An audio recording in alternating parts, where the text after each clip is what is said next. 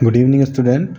आज हम एल्डिहाइड वाला चैप्टर जो चल रहा था उसमें एक वीडियो बना चुके थे और उस एक वीडियो में हम लोग एल्डिहाइड और कीटोन बनाने की जो विधियां हैं वो हम लोग कर चुके थे। 3 विधियां वहाँ पे हो गई थी और अभी जो 2 और इम्पोर्टेंट विधियां हैं अब उनके बारे में हम लोग चर्चा करेंगे। जैसे सबसे पहले चौथे नंबर पर देखिए क्या लिखा हुआ है, अम्ल क्लोराइड के अपचयन द्वारा। अब ये अम्ल क्लोराइड क्या होता है, देखिए अम्ल क्लोराइड का मतलब होता है RCOCl। याद रखना है अम्ल क्लोराइड क्या होता है, RCOCl। ठीक है, तो अपचयन है। अब सीधी सी बात है, अपचयन का मतलब क्या हो जाएगा, हाइड्रोजन से क्रिया और किसकी उपस्थिति में होगा, PdBS4। ठीक है, यानी कि पैलेडियम है और फिर आपका क्या है, बेरियम सल्फेट है। अब देखिए ये बड़ा सिंपल सा है, अगर आप इसको समझेंगे ना तो इसको ऐसे समझिए, R ये CO है, ये Cl है। उसके बाद चूंकि आपके पास यहाँ पे क्या है, 2 हाइड्रोजन है, तो 2 हाइड्रोजन है, आप इनको ऐसे लिख लीजिए। अब देखिए यहाँ से क्या बाहर जा रहा है, HCl। ठीक है ना, HCl यहाँ से आपका बाहर चला गया। क्या बचा है, R बच रहा है, C बच रहा है, यहाँ पे एक H है और यहाँ पे O है, यानी क्या बन जाएगा आपका RCHO। ठीक है, और HCl चूँकि हमने यहाँ लिख दिया तो आगे लिखने की इसको ज़रूरत नहीं है। ठीक है, तो ये हो जाएगा आपका इस प्रकार से एल्डिहाइड। अब जैसे R के स्थान पे हम लोग क्या लेते हैं, CH3COCl यानी कि एसिटिल क्लोराइड। इसको H2 को आप ऐसा लिख लीजिए अपनी समझ के लिए, और आगे क्या है, ठीक है, उत्प्रेरक जो आपका कैटलिस्ट है वो आप BSO4 ऐसे लिख दें। यहाँ से क्या बाहर चला जाएगा, HCl out, it will be eliminate, और CH3CO और आगे एक H और है तो उसको आप ऐसे लिख दें कार्बन के पास, यानी कि आपका बन जाएगा एसिटेल्डिहाइड। यहाँ तक कोई प्रॉब्लम नहीं होगी, ये आपका एसिटेल्डिहाइड बन गया है। और इसमें जो उत्प्रेरक है वो आपका PD है, ये याद रखेंगे। जो PD है आपका ये कैटलिस्ट है यानी कि उत्प्रेरक है, लेकिन जो BaSO4 है ये उत्प्रेरक विष का काम करता है, यानी कैटलिस्ट पॉइजन का काम करता है। और पॉइजन यानी कि जो विष होता है उसका जो काम होता है वो क्या होता है, इसका जो काम है ना, ये इसका काम है कि इसकी क्रियाशीलता को ये कम करता है, यानी कि उसको नुकसान पहुंचाता है। एक इसका उल्टा होता है उत्प्रेरक वर्धक, आप लोगों ने सुना होगा। तो वर्धक का काम क्या है, बढ़ाना, क्रियाशीलता को बढ़ाना, और ये क्या करता है, क्रियाशीलता को घटाता है। उल्टा है बिल्कुल, जैसा नाम में है ऐसे ही इसका कार्य। इसके बाद में विधि नंबर 5 की बात करेंगे, और ये आप लोगों ने पढ़ा है अब से पहले भी, कक्षा 10 में भी था। एक एल्कीन होती थी, आप लोगों ने सुना होगा एल्कीन। ठीक है ना, और एल्कीन की क्रिया हम लोग ओजोन के साथ कराते थे। किसके साथ कराते थे, ओजोन, यानी कि ये आपका ओजोनोलिसिस है। ठीक है, ओजोन के साथ हम लोग क्या कर रहे हैं, क्रिया कर रहे हैं। और देखिए कैसे करेंगे, 2 कंडीशन है, आपको एल्डिहाइड भी बनाना है और कीटोन भी बनाना है। तो जैसे कोई भी आप ये ले लीजिए डबल बॉन्ड वाला CHR, क्लियर। अब हम क्या करेंगे, इसकी क्रिया O3 के साथ करेंगे। ध्यान से देखिएगा थोड़ा कैसे बनता है, और इसको लिखने का तरीका समझिए। पहले CH एक R यहाँ पे है और एक R इसके साथ। आई होप कोई डाउट इसमें नहीं होगा। उसके बाद क्या होना है, चूँकि O3 है तो आप एक O ऐसे लिखिए, एक O ऐसे लिखिए, कार्बन के साथ इधर जोड़ देंगे, इधर ये आपस में जुड़ जाएगा, क्योंकि ऑक्सीजन को 2 बॉन्ड की जरूरत होती है। और जो एक ऑक्सीजन आपका बच गया उसको आप ऐसे जोड़ देंगे, यानी कि क्या बन गया आपका, ये बन जाता है आपका ओजोनाइड। क्लियर है, ओजोनाइड बन गया। और बाद में हम लोग क्या करते हैं, ये जो बना है जिंक या एसिटिक एसिड की अगर जिसे बोलते हैं ना, इनकी उपस्थिति में ये टूट जाते हैं। और टूटने के बाद देखिए क्या बनेगा, ध्यान से देखना, ये ऐसे टूट गया, RCHO ऐसे टूट गया, RCHO, यानी कि 2 अणु बन जाते हैं आपके एल्डिहाइड के। R के स्थान पे जो भी आपको लेना है आप वो ले सकते हैं, उसमें कोई डाउट नहीं है। क्लियर, जो भी आपको लेना है, जैसे मान लो मोस्टली क्या करते हैं हम लोग CH3 ले लेते हैं, CH3 ले लेंगे यहाँ पे, तो यहाँ भी R के स्थान पे क्या जाएगा, CH3 आ जाएगा, CH3CHO, यानी कि एसिटेल्डिहाइड आपका बन जाएगा। इसमें कोई क्लियर, ठीक है, कोई डाउट नहीं होगा। इसके बाद में अगर बात करते हैं हम लोग कीटोन, अगर मान लो हमको बनाना है, बाई चांस हमको क्या बनाना है, कीटोन, तो कीटोन बनाने के लिए H ख़त्म कर देंगे हम लोग, यानी कि इस प्रकार की एक एल्कीन लेंगे जिसमें H हो ही नहीं, बल्कि उसमें क्या हो, इस प्रकार से 2 R हो। और उसकी क्रिया भी किसके साथ करना है, ऐसे ही ओजोन के साथ करना है, O3 के साथ। देखिए अब ध्यान से क्या होगा, ये C है, ये C है, तो आपको क्या करना है, नॉर्मल जो आपके O है ना, तीनों आप उनको एक पिरामिड के रूप में ऐसे लिख दीजिए। लिख दिए। अब आपके पास 2 R यहाँ पे लिख देंगे, ऐसे ही 2 R आपको इस वाले कार्बन के हैं तो यहाँ पे लिख देंगे। और फिर उसके बाद में जैसे यहाँ पे जिंक एसिटिक एसिड लिया था, फिर ऐसे ही हम लोग यहाँ पे भी लेते हैं जिनके जिंक एसिटिक एसिड इनकी उपस्थिति में। तो देखिए ये ऐसे बाहर भाग जाएगा, ये ऐसे भाग जाएगा।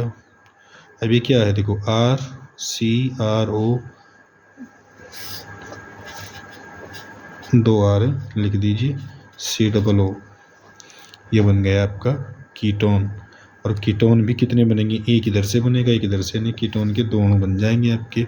और उसके बाद क्या बचता है आपके पास एक O बचता है, और यहाँ पे क्या है, जिंक। तो जिंक ऑक्साइड, उसको एज इट इज मान लीजिए, वो बाहर हो जाएगा। तो यहाँ तक कोई दिक्कत नहीं है। अब आपको R के स्थान पे जो इसमें लेना हो आप R के स्थान पे वो ले सकते हैं, और ये आपकी अभिक्रिया पूरी हो जाएगी। फिर R के स्थान पे जो लेना है वो ले लीजिए। R के स्थान पे अगर आप CH3 लेंगे तो इसमें एसीटोन बन जाएगा। अगर यहाँ पे आप CH3 ले रहे हैं, यहाँ पे CH3 ले रहे हैं, ठीक है, तो फिर यहाँ पे भी CH3 आएगा, यहाँ पे भी वही आएगा। और जब उसको ऐसे बाहर निकालेंगे 1 और 2, ठीक है, तो दोनों R के स्थान पे CH3, इसका मतलब क्या हो जाएगा, आपका बन गया है एसीटोन। क्लियर हो गया। इसके बाद में और ये आपकी बनाने की विधियाँ हो गई 5, पाँचों के पाँचों महत्वपूर्ण हैं। और आपको जो ध्यान रखना है विशेष, ऑर्गेनिक केमिस्ट्री में जितने भी आपके चैप्टर हैं आज के टाइम में, at present time, aldehyde and ketone, it's a most important chapter ever इस एग्ज़ाम में, ठीक है, जो अब होने जा रहे हैं बोर्ड एग्ज़ाम।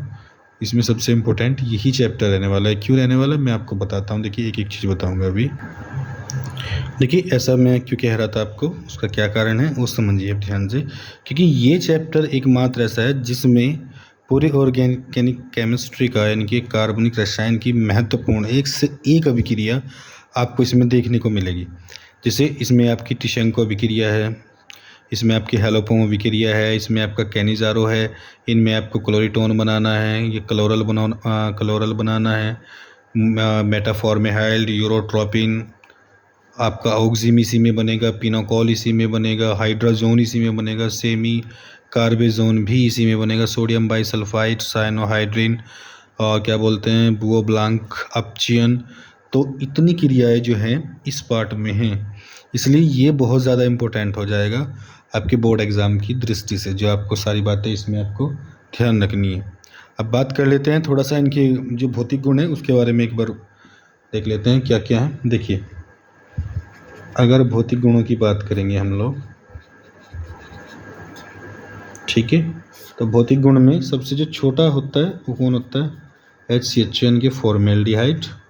और उसके बाद में C1 को अगर आप लोग छोड़ देंगे तो फिर C2 से लेके और C11 तक, यानी कि कार्बन संख्या अगर 2 से लेके और 11 तक है तो ये सारे के सारे आपके दर होंगे। और उसके बाद में अगर C12 या इससे ऊपर अगर आप अपर में जाएंगे तो जितने भी आपके कंपाउंड हैं यौगिक हैं वो ठोस होते हैं। और बात कर लेते हैं अगर आप फॉर्मेल्डिहाइड की बात करेंगे तो फॉर्मेल्डिहाइड जो होती है ये एक रंगहीन गैस होती है तो एल्डिहाइड बट क्या है, रंगहीन गैस है ये, इसका आपको ध्यान रखना है।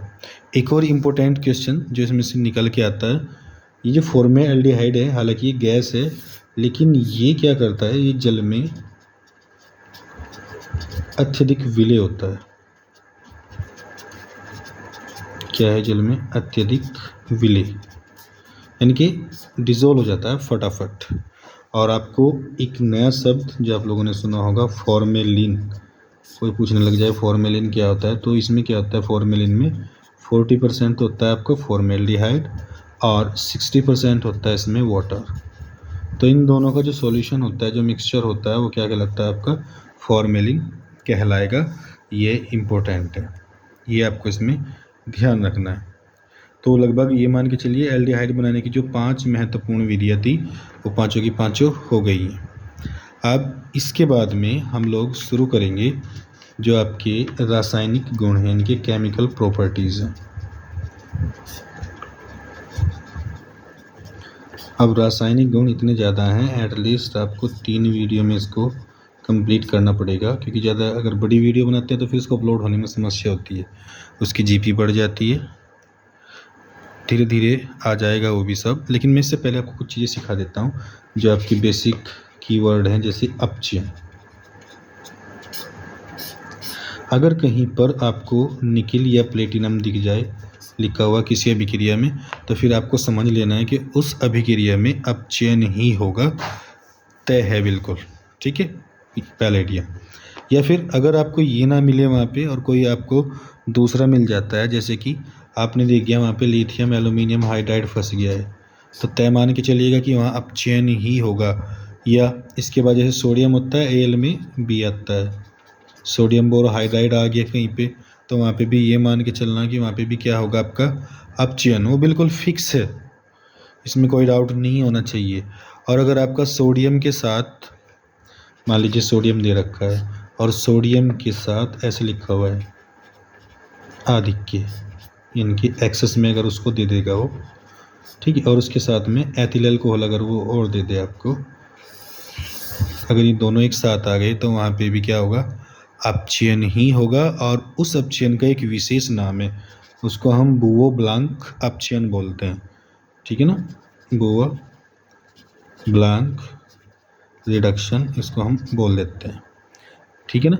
ये कोई दिक्कत वाली बात नहीं है, लेकिन ये ध्यान रखना आपको, अगर कहीं पे भी निकेल आ जाए, पैलेडियम आ जाए, लिथियम एल्यूमिनियम हाइड्राइड आ जाए, या फिर यूँ कहिए कि आपका सोडियम बोरोहाइड्राइड आ जाए, या एथिल अल्कोहल के साथ सोडियम जो है वो अधिक मात्रा में आ जाए, तो फिर आपको समझ लेना है कि उस अभिक्रिया में अपचयन ही होगा, दैट्स अ फाइनल, ठीक है ना। यहाँ तक कोई डाउट नहीं होना चाहिए। और अब नेक्स्ट अभिक्रिया में, इनके नेक्स्ट वीडियो में जो रासायनिक अभिक्रिया शुरू होंगी, ठीक है ना, उसमें देखना आप किस किस प्रकार से अगर इनका रिडक्शन होता है, क्या होता है क्या नहीं बनता। और हाँ, इसके साथ एक बेसिक चीज़ मैं आपको बता देता हूँ। देखिए, ये आप लोगों ने पढ़ा था, अगर नहीं पढ़ा है तो एक बार और पढ़ ले। एक एल्कोहल होता है, एक एल्डिहाइड होता है, और एक होता है कार्बोक्सिलिक, यानी यार चलिए जो है कार्बोक्सिलिक अम्ल, ठीक, ये बिल्कुल बेसिक है। तो आपको याद रखना, अगर अल्कोहल का ऑक्सीकरण हो जाए तो एल्डिहाइड या कीटोन बनता है, और अगर कीटोन का या एल्डिहाइड का ऑक्सीकरण हो जाए तो कार्बोक्सिलिक अम्ल बन जाता है। ठीक ऐसा ही बिल्कुल इसका उल्टा है, अगर अपचयन इसका बिल्कुल क्या होता है, उल्टा, इनका अपचयन होगा तो ये बनेगा, और इनका अपचयन होगा तो ये अल्कोहल बन जाएगा। ये आपको देख लेना है। अब देखते हैं, शुरू करते हैं फिर आपकी नेक्स्ट वीडियो में रासायनिक गुण किस प्रकार से होते हैं वो देखिएगा और तैयार कर लीजिएगा, क्योंकि बोर्ड एग्ज़ाम में इस चैप्टर में से रासायनिक गुणों का आना ऑलमोस्ट फिक्स है, आएगा ही आएगा वो।